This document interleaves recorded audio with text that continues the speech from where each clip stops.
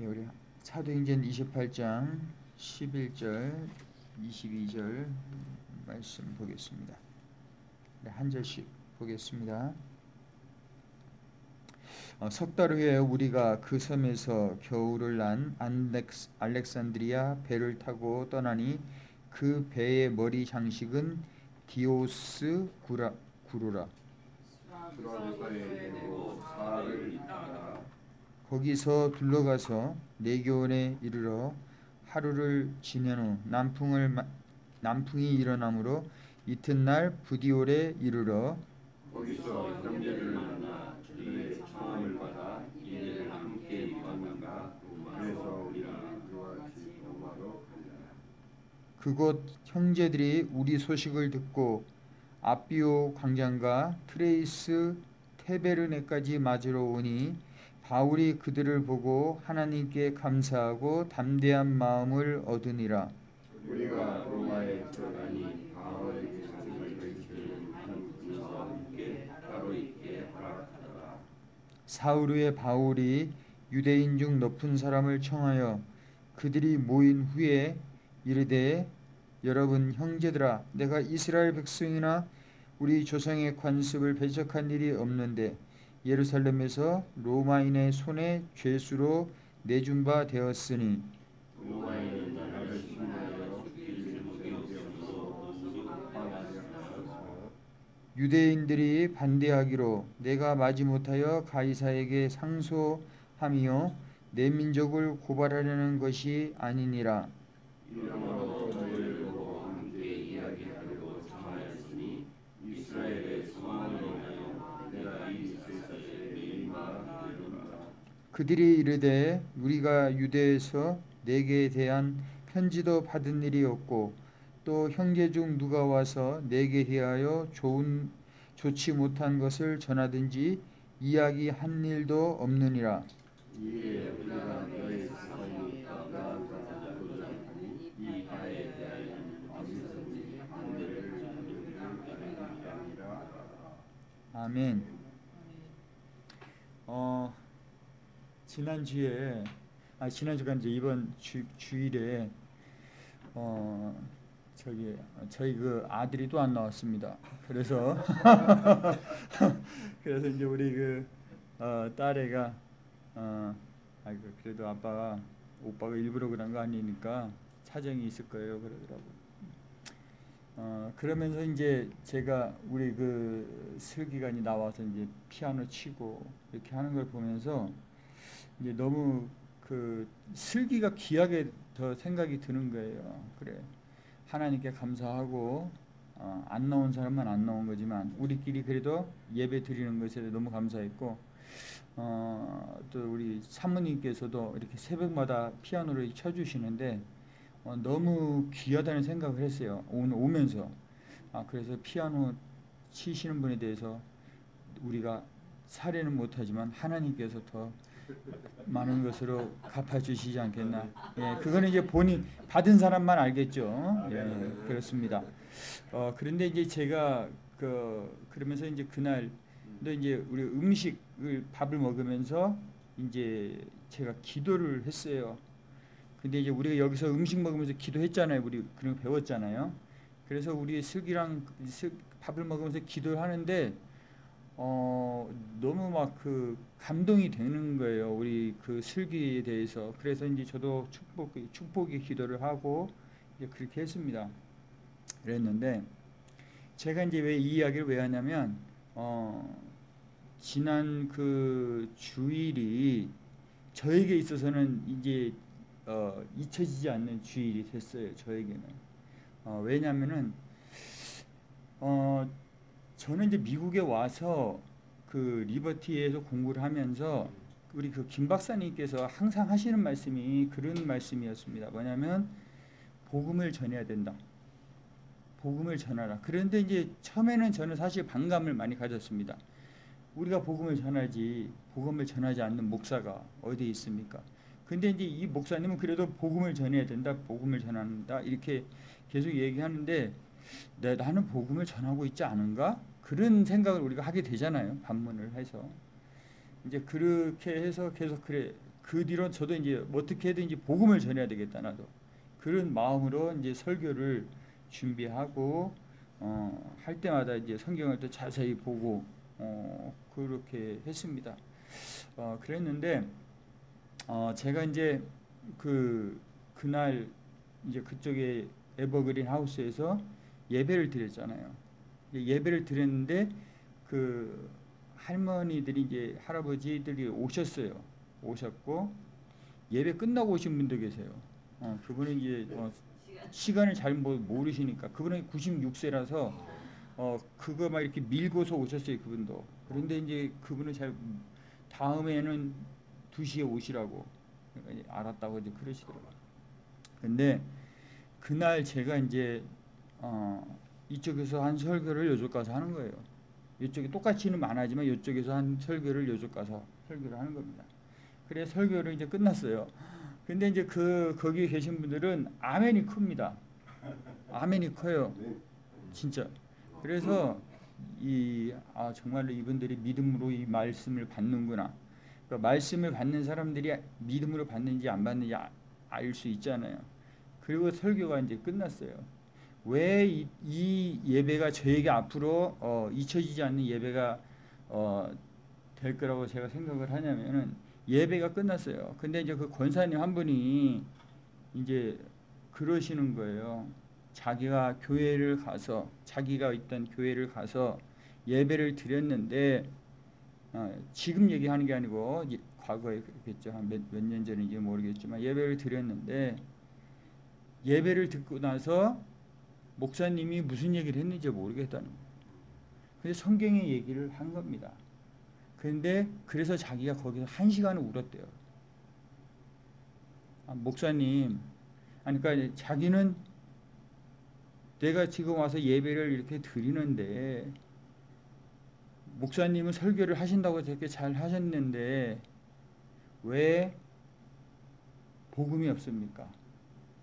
왜 이 예배의 복음을 전하지 않습니까? 그러면서 그분이 1시간을 울다가 온 거예요. 은혜 받아서 울은 게 아니에요. 그러니까 저는 이거 목회자들도 잘 알아야 됩니다. 성도들이 운다고 해서 그냥 은혜 받은 게 아니에요. 은혜 받은 게 아니에요. 그분은 너무나 자기 마음에 애통해서 울은 거예요. 그리고 이제 이분이 돌아왔어요. 그랬는데 이제 저를 이제 우리가 설교를 했잖아요. 근데 이제 저를 이렇게 손을 잡더니 막 손을 막 이렇게 하는 거예요. 이렇게. 그러면서 목회자가 복음을 전해야 되는데 왜 목사님 같이 이렇게 복음을 안 전하냐 사람들이.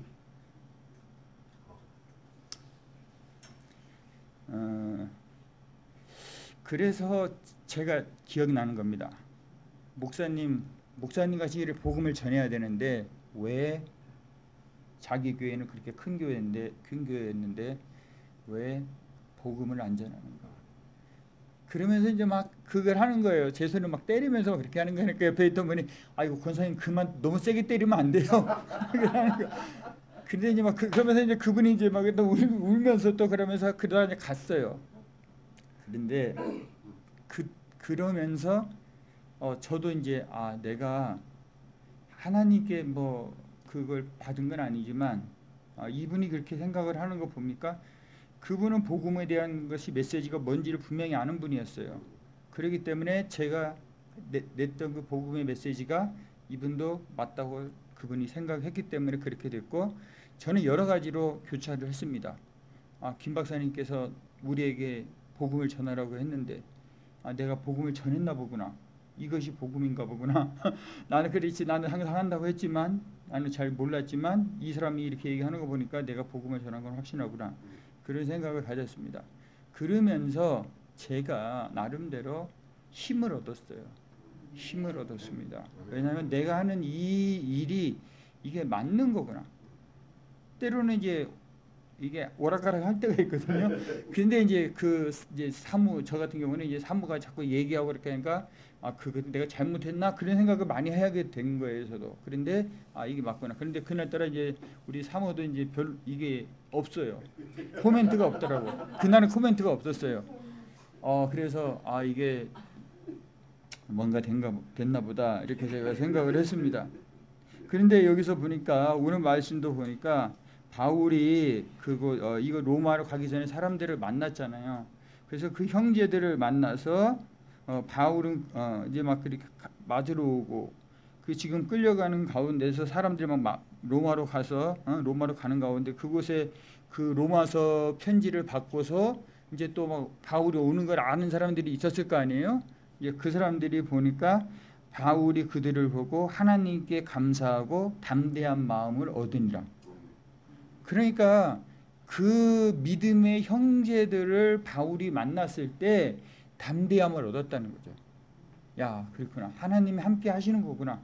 내가 지금 이 로마로 온 것이 하나님의 그 뜻이었고 하나님께서 나와 함께 하시는구나 하는 것을 하나님께서 직접적인 말을 성령 그건 아니었지만 그 사람들이 서로 반기고 그 로마서에 썼던 그 복음을 인정하는 사람들이 온 거 아니에요. 내가 믿는 복음을 나도 똑같이 믿습니다. 그러니까 이 사람들이 나왔겠죠. 만약에 당신 생각이 나랑 다르다 그러면 안 나왔겠죠. 근데 이 사람들은 그거를 인정한 겁니다. 우리가 믿는 하나님이, 우리가 믿는 예수님이 당신이 믿는 예수님하고 같은 예수님입니다. 그러니까 그런 사람들을 만나니까 그 마음의 그 담대함을 얻는 것이죠. 그래서 제가 그러면서 담대함을 얻었고 이제 아침에 오면서 그런 생각이 들었어요. 내가 목회가 이런 거구나. 그 조금 깨달은 게 있습니다. 몇 가지. 그래서 이렇게 목회를 앞으로 해나가면 내가 되겠구나 하는 것들을 제가 이제 지금에서 깨달았어요. 처음 깨달은 거예요. 목회를 이렇게 하면 되겠구나. 그래서 여기서 우리가 담대함을 얻었다고 이렇게 말하고 있습니다. 근데 여기 보니까 바울이 로마에 도착을 하고 나서 3일 후에 유대인 중에서 높은 사람을 청합니다. 그러니까 유대인 중에서 이제 높은 사람들 그곳에 디아스포라 유대인들 중에 높은 사람들을 청해서 그 사람들에게 이제 그 이야기를 하는 거잖아요. 그래서 지금 모티베이션을 주는 거잖아요. 내가 지금 믿는 그 예수님이 누군가를 이 사람들에게 그 증거하는 그 과정을 제가 이렇게 이 부분을 자세히 읽었습니다. 처음에 읽었을 때는 대충 무슨 뜻인지 몰랐어요. 자세히 읽어보니까 여기서 조금 그 바울이 그 예수님을 모르는 그 유대인들, 하나님만 알고 예수님을 모르는 그 사람들을 향해서 어떻게 어떤 방식으로 그들에게 접근해 나가는가를 자세히 또 그것을 알게 됐습니다. 그런데 여기 보니까 그렇게 이야기를 합니다. 나는 이스라엘 사람입니다. 그러니까 이제 같은 민족이라는 거죠. 그 유대인의 높은 사람들을 통해서 나는 당신들과 같은 유대인입니다. 그렇게 얘기하고 나는 조상의 관습을 배척한 적이 없습니다. 나는 율법을 벗어나서 살은 적이 없다. 왜 자기가 랍비로서 그런 삶을 자기가 이렇게 살은 적이 없다 이렇게 이야기하고 있어요. 그리고 여기 보면은 로마인들은 나에게 제목이 없다고 해서 나를 석방하려고 하였습니다. 그러니까 로마 사람들 지금 여기 로마 사람들이잖아요. 자기도 로마 시민권이고. 근데 이 로마 사람들은 나를 죄가 없다고 나를 석방하려고 했다 이거예요. 그리고 여기 보면 이제 또 그런데 예루살렘 사람들이 나를 죄수로 집어넣은 겁니다. 나를 죄수로 집어넣은 거고. 그러니까 지금 보니까 이 사람은 하나님 이스라엘 사람으로 하나님의 법을 어긴 적이 없고 로마 사람도 자기도 죄수로 인정 안 했고 그랬는데 지금 죄가 있다고 하는 사람은 그 예루살렘 사람들밖에 없는 거예요. 나를 지금 감옥에 쳐놓은 그 사람들, 그 예루살렘 사람들이죠. 그래서 유대인들은 자기를 반대하고 있다. 그래서 시저에게 상소해가지고 내가 지금 이 로마로 오게 된 겁니다 하면서 그곳에 있는 유대인들에게 그 이야기를 하는 겁니다. 그러니까 이렇게 이야기를 하니까 그곳에 있는 유대인들도 그렇지, 저 사람이 잘못이 없구나. 그리고 지금 그 세상 법정에서도 잘못이 없다고 그러고 저 사람도 잘못한 게 없는데 그렇게 이야기하고 있습니다. 그리고 여기 보니까 또 이 바울이 말하는 게 나는 유대인들을 고발하러 온 게 아닙니다 이렇게 또 말씀하지 않습니까? 이제 법정에 서게 되면 막 이렇게 서로 고발하고 그렇게 하지 않습니까? 그때 나는 유대인을 고발하려고 온 것이 아니고 그다고 그러니까 이제 그 예루살렘 사람들이 나쁘다 그 얘기를 하려고 온 게 아니라는 거죠. 지금 여기 유대인의 그 나쁜 사람들한테 하는 얘기가. 그리고 나는 여러분들과 대화하기를 왔습니다. 대화를 하려고 왔다. 그렇게 이야기를 합니다. 근데 제가 여기서 좋았던 표현은 어떤 표현이냐면은 이 표현입니다. 내가 쇠사슬에 묶인 것은 이스라엘 사람들이 희망해온 그리스도 때문입니다. 결론은 이겁니다. 내가 지금 여기에 묶여 있는 것은 이스라엘 사람들이 희망해온 그 사람 때문에 온 것입니다. 그게 뭐지? 이스라엘 사람들의 소망이 뭐지? 그건 메시아죠. 이스라엘 사람들이 소망했던 사람은 메시아입니다. 그리스도예요. 근데 그 사람이 누구라고요? 사람들은 지금 이스라엘 사람들은 다 메시아를 찾고 있어요. 지금도 찾고 있어요. 근데 그 찾고 있는 사람, 그 사람 때문에 내가 온 거다. 그 사람이 누구라고요? 예수 그리스도다. 바울이 복음을 전했다는 건 이걸 전한 거예요. 다른 게 아니고. 이스라엘 사람들, 당신들이 그렇게 구약 지금까지 소망해 오던 사람, 그 사람이 예수님이라고. 2000년 전에 오신 분이 바로 우리가 그토록 기다리던 메시아다고. 바울이 가면서 로마까지 와서 복음을 전한 거는 엄청난 비밀을 전한 것이 아닙니다. 예수님이 바로 그분이다. 우리가 기다리던 바로 그 사람이다. 우리의 죄를 사해 주셨고 우리를 불의해서 깨끗하게 해 주신 그분이 예수님이다. 그 사실을 전하기 위해서 바울이 왔다는 것입니다. 그래서 이런 식으로 그 유대인들에게 이제 또 이걸 이렇게 전하니까 말씀 자체가 사실 너무 부드럽고 다 우리가 생각해 볼 수 있는 그런 말씀이잖아요. 그러니까 여기서도 보니까 이제 저도 뒤에 부분을 조금 읽어 보니까 믿은 사람 반, 안 믿는 사람 반, 뭐 그런 식으로 다 갈려요. 그래서 우리가 이 복음을 전할 때 막 그 사람들이 다 믿기를 바라는 것은 조금 어려운 것 같아요. 예수님도 반대를 받으셨고 바울도 복음을 전할 때 보면 몇 명이 다 믿는 거지 그 중에서 택한 사람들이 믿지 다 믿는 건 아니었던 것 같아요. 그러면서 이제 어저께 그 에스겔의 그걸 내가 어떤 분이 강의하는 걸 내가 좀 들었는데 거기에 보니까 이제 그런 얘기가 나오더라고요. 우리가 그 목회자가 해야 될 부분, 바울도 마찬가지죠. 바울의 인생의 그 최종 목적은 뭐였냐면 로마에 가서 복음을 전하는 거였습니다. 로마에 가서 큰 교회를 개척하는 게 아니었어요. 복음을 전하는 거였다는 거예요. 그래서 우리가 그 파수꾼의 사명, 에스겔의 사명, 그거는 그 사람들을 회개시켜 가지고 데리고 오는 게 아닙니다. 그 사람들에게 전하는 거예요. 예수님이 그리스도라고 하는 것을 전하는 것이지 그 사람들이 꼭 전해가지고 교회로 반드시 데리고 와야 되는 것은 아니라는 겁니다. 그래서 침례 요한이나 그런 분들도 그 복음을 전할 때 꼭 온 사람 오면은 좋지만은 꼭 오지 않더라도 그들에게 전하는 것이 우리 목회자의 일이죠. 만약 그들이 교회까지 오면 더 좋고 그렇지만은 그 기본적인 거는 우리가 이걸 전하는 거라는 겁니다. 그래서 이 바울 사도도 그가 이 로마에 와서 큰 교회를 개척한 게 아니었지 않습니까? 그가 했던 거는 예수님이 바로 우리 이스라엘이 소망했던 그분이 바로 저 예수님이다 라고 하는 그 사실을 전파하는 것으로 우리의 임무가 끝나는 것입니다.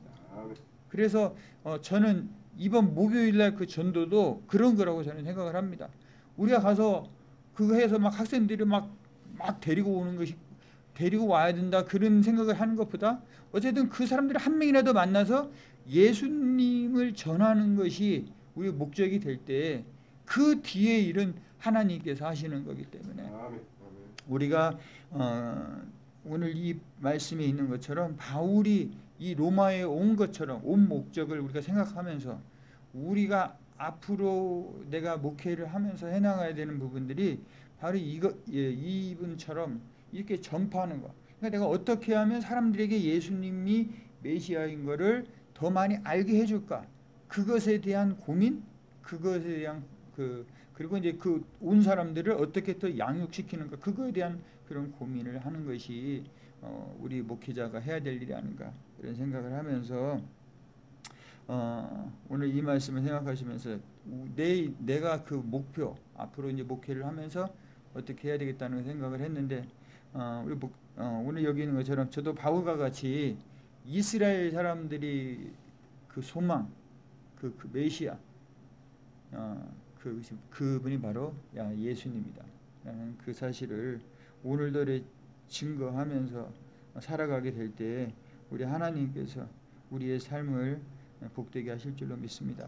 아멘. 예, 기도하시겠습니다.